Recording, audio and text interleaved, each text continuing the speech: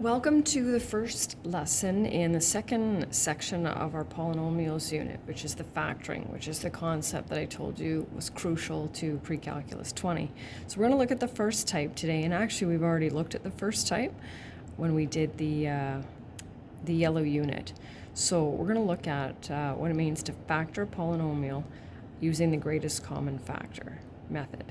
So when we factor it, we're going to break it down just like we did with natural numbers into the product of its factors. So first thing we need to do is be able to identify the greatest common factor, which we've already worked on, and then we will divide that into the question and we will write what's left.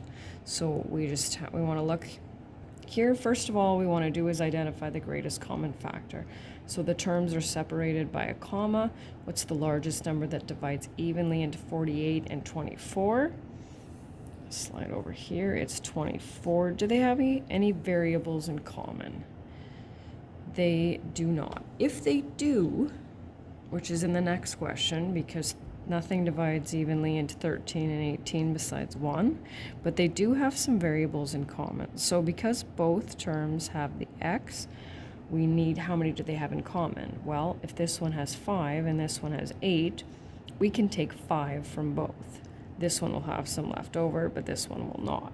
So we need to look for the smallest exponent. So for that one, we'll have x to the 5th, y squared.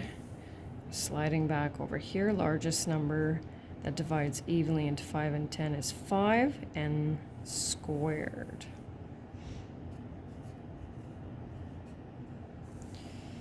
Nothing divides evenly into 2 and 5, but there's 1a in common, 1b, and then a c cubed. And then last but not least, with the 36, 18, and 90, that's 18. Smallest exponent is 1 and 1. And there we go. Now this is the actual factoring process. So that first one was just identifying greatest common factor. These are the ones that we need to do. So the first step we need to do, and they're over on the right here, so we'll just read them while we're working through them. First step we need to do is identify the GCF and write it down. So what divides evenly into 3m and 12? That's a 3. And then we write a bracket. And the next thing we do is we take 3m plus 12 and divide it by 3. So 3m divided by 3 is m, and 12 divided by 3 is a positive 4. And for checking, if we want to check, first, well, we make sure there isn't a greatest common factor in here, because we should have already taken it out. And then we multiply this times this and this times this, and we should get right back to the question. Doesn't really matter, I guess, which order we do these in. So GCF in this one again is 3, except 6n divided by 3 is 2n minus 3. So if you think you have it, pause the video and do the next 6 and then double check them. GCF here is 4. Now sometimes students will forget the n in this one, which I let them do, and then we go back and look at it, because then you'll have n in each of your terms in the brackets. And of course that's how we know that the greatest common factor hasn't been removed.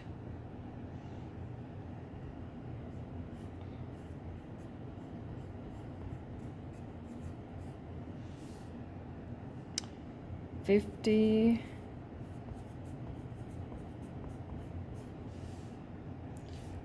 Slide over for this one. So 4 divides evenly into all 3 of those. And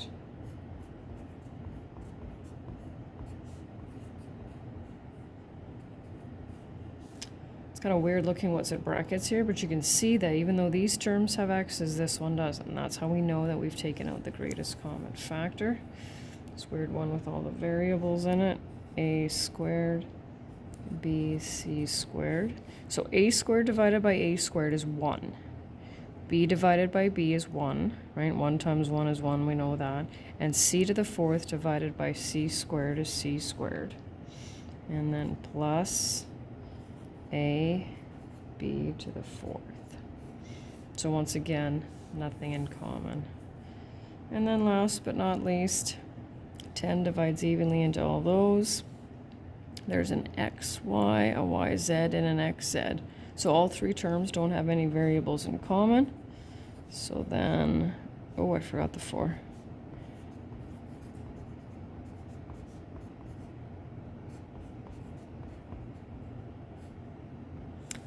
And that's greatest common factor.